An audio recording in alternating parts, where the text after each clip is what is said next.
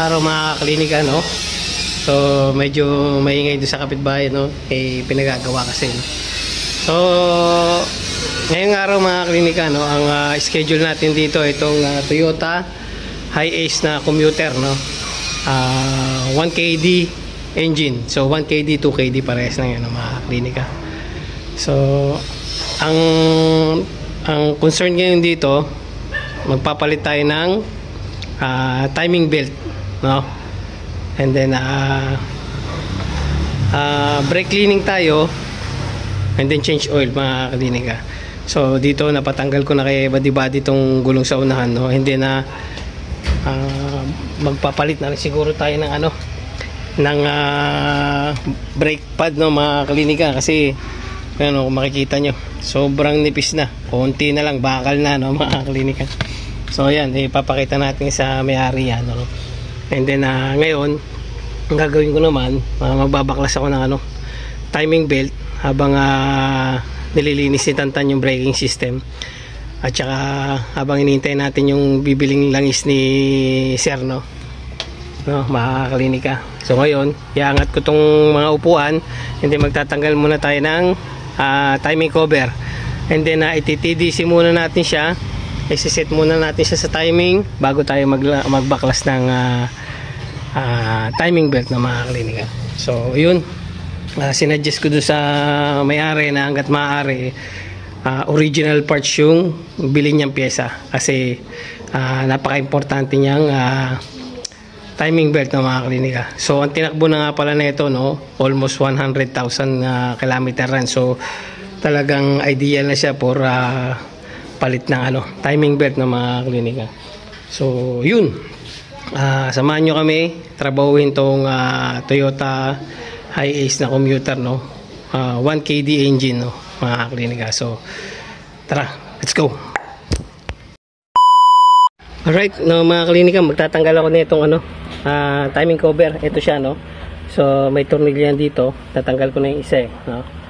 And then ang gagawin nyo para medyo maluwag-luwag yung gawaan nyo, no, tanggalin nyo itong tornilyong to number 12, yan, no, lagyan natin ilaw ito, at saka itong isa, yan, para maihahawi nyo ito papunta rito, no mga klinika.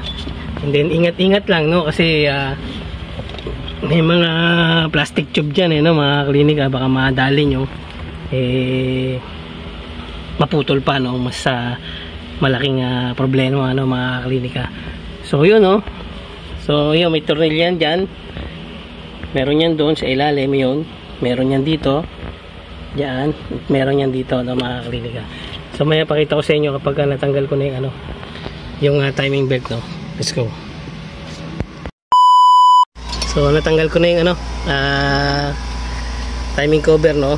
So nai-set ko na rin yung timing niya, no mga klinika. So ang timing ng 1KD, 2KD dito sa camshaft, ito makikita nyo, no, itong arrow na to. So medyo ito. Ayan, no mga klinika. So dito nakatapat yan, dito, no. Yan, may guhit na yan. So sa baba naman, teka, lagyan natin na salamin, medyo hindi kita kasi. Ay sorry kuya, sorry, tinamaan ko tuloy si badi. So dito naman sa baba, no, hindi kasi kita, no, wait lang. So kung makikita nyo yan dyan, ayun, ayan, tatapatan natin ng mga klinika, flashlight. Ayan, nalaglag, mahirap kasi, no. Wait lang mga klinika, no, para mapakita ko sa inyo yung timing. Ayun, kung makikita nyo, so ayun yung arrow nyo, may arrow yun, mga klinika. So makikita nyo yung arrow doon, ayan, nalaglag na naman. So ayun, no, basta makikita nyo yung arrow dyan mga klinika. ayun, nakita nyo, ayun, medyo magulo nga lang. Ayun, makikita nyo yung arrow na yun, no. So may makikita kayong arrow dyan, and then yung dito sa may ano, sa may high pressure pump na marker. So yan, subukan natin ilawan. Ayun ang mga klinika. So sa may high pressure pump yan, meron yan marker din dyan, tatapat nyo. Kasi pagka tumapat na yun nandito sa taas, yun nandito,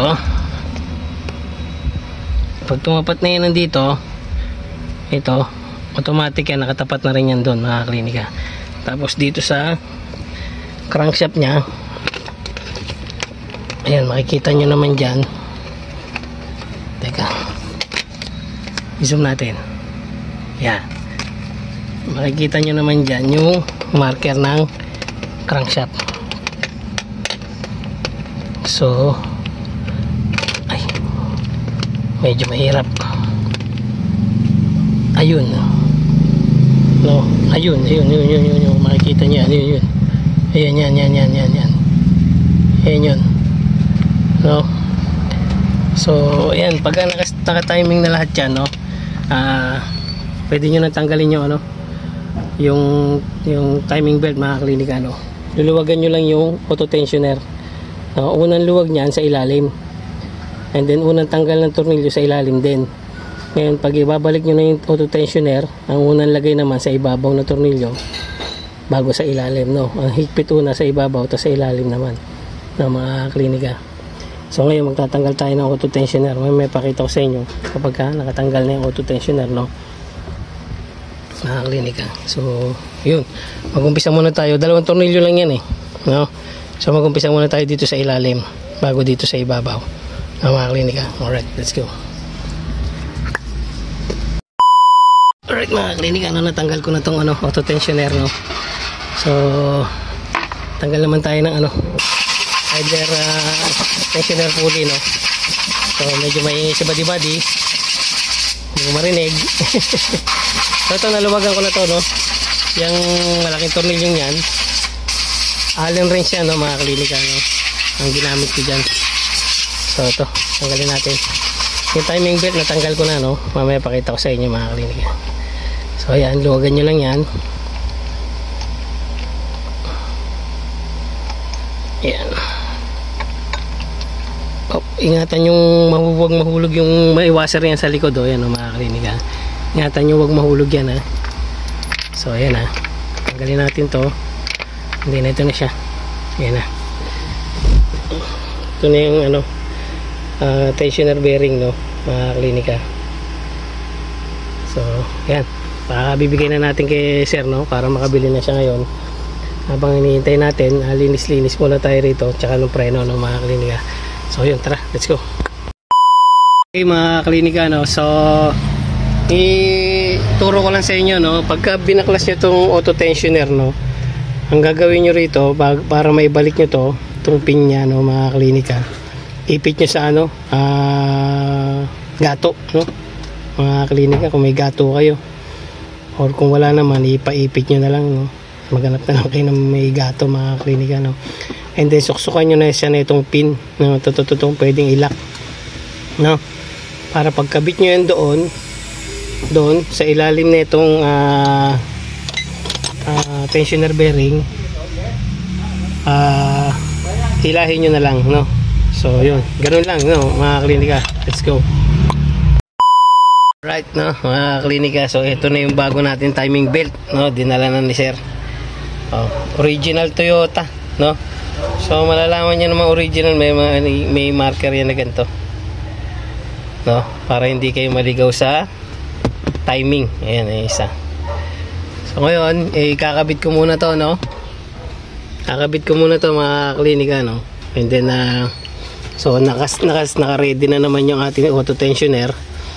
And after this, no, mga klinika, pag nakikabit na natin yan, sarado na natin, then proceed na tayo do sa iba ang gagawin, yung sa preno, no, mga klinika.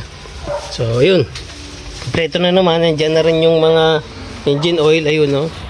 So dala ni sir, yan yung brake pad at saka yung oil filter, no. So yung ano, yung sa likod na preno, malalaman pa namin mamaya kapag binaklas, no, kung ano yung status ng brake shoe nya ng mga klinika. So kabit ko muna to. Ganun din, no, mga klinika, makikita nyo naman dyan, para hindi kayo maligaw.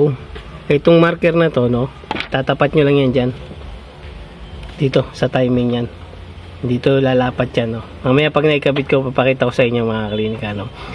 Kasi kapag tumapat na to, itong linya na to dito sa timing mark natin, automatic nakatapat na rin yan dun sa may ano, no, high pressure pump ng mga klinika. So yun, tara, kabit ko muna. Right, let's go.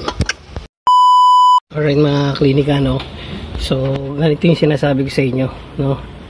So ayan, no, yung marker na yan, yung yellow marker na yan, no, mga klinika. So ayan, nakatapat siya dito. Ayan, ayan yung marker natin sa timing gear. So ito siya, no. Pagka tumapat yan dyan, mga klinika, automatic yan, nakatapat na rin yan doon sa ibaba. So ayan, silipin natin, zoom natin. So yun mga klinika, lawan natin, hindi masyadong kita. Ayun, kung makikita nyo mga klinika, ayun, nakatapat na siya, no, nakatapat na siya dun sa marker di sa ibaba, sa may high pressure pump ng mga klinika. So ayun, ganun lang. And then kakabit na natin itong ano, yung auto tensioner, no, mga klinika, ito doon para mag auto tension siya. Tutulak niya naman to, no, para mahapit niya yung ano, yung timing belt ng mga klinika. So ganun lang pagta-timing na itong 1KD, 2KD, no, mga klinika, no. Hindi naman kayo maliligaw niya, kayang-kaya nyo na i-DIY yan. So tara, sarado na natin to. Let's go. Alright mga klinika, no, so naikabit na natin yung auto tensioner kayo na. So ang gagawin na lang, huhugutin na natin tong pin, no, para tumulak siya, no, mga klinika. So yan, hugutin natin. Wait lang, medyo papansin nyo yan, tutulak yung ano, tensioner ng mga klinika. Ayun, tumulak. Medyo hindi nakita. So ayan na, tumulak na yung ano. So medyo hindi nakita, gawa ng may ano, wire. Ito, pero okay na. Ayan, tutok siya doon. Tapos doon sa ilalim, silipin natin.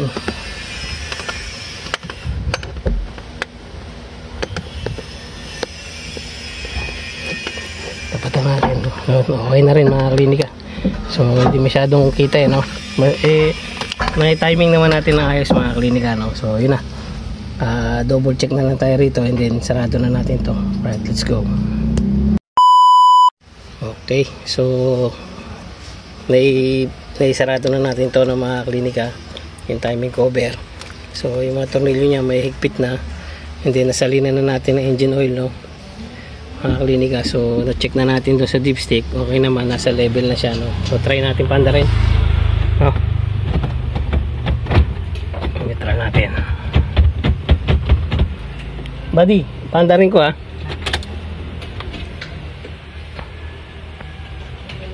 right, ignition on, start.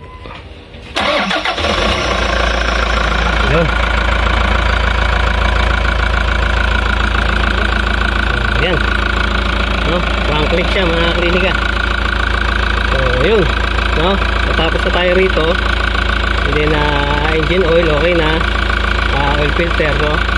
So sasarado na natin to, tapos doon na tayo sa ano, preno sa likod, no, maglilinis na lang tayo ng mga klinika, and then tapos na tayo. Alright, let's go.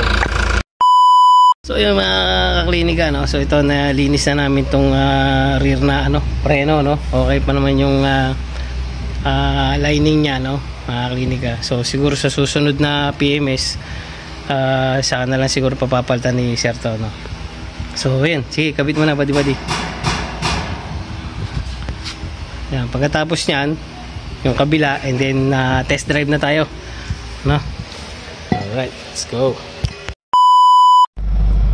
Alright mga klinika, no, so tapos na tayo. Ay si buddy, oh, napagod, oh. Napagod si body ko. So natapos tapos na namin tong ano, no, tong Toyota Hiace na commuter van, 1KD engine, no, mga klinika. So palit tayo ng timing belt, brake cleaning, no, harap likod, and then change oil tayo, mga klinika. So yun, naisulat na rin natin, naidikit na rin natin yung kilometer reading niya, no. So mag-a-add na lang ulit si sir ng, sabi niya 80,000 kilometer na lang daw, magpapalit na lang ulit siya, sabi niya yun. So yun, ano, test drive tayo, mga klinika. Tara, let's go. Alright.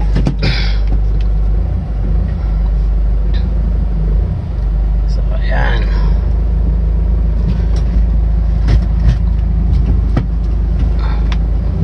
Yun. Alright, mga klinika, no. One click start na to. One click start. So yun, ha. Muli maraming salamat sa inyo lahat, mga klinika, no. Salamat sa suporta nyo sa KM Auto Shop and Klinika Motorista Garage. Like, share, and subscribe lagi, mga klinika, no. And hit nyo na rin yung notification bell para lagi tayong updated sa mga bagong video na i-upload pa natin, no? Yun, muli maraming salamat sa inyo lahat. Salamat po, Lord, sa blessing, and God bless us all. Yo! Salamat po, Sir Bel Ibanez. Let's go!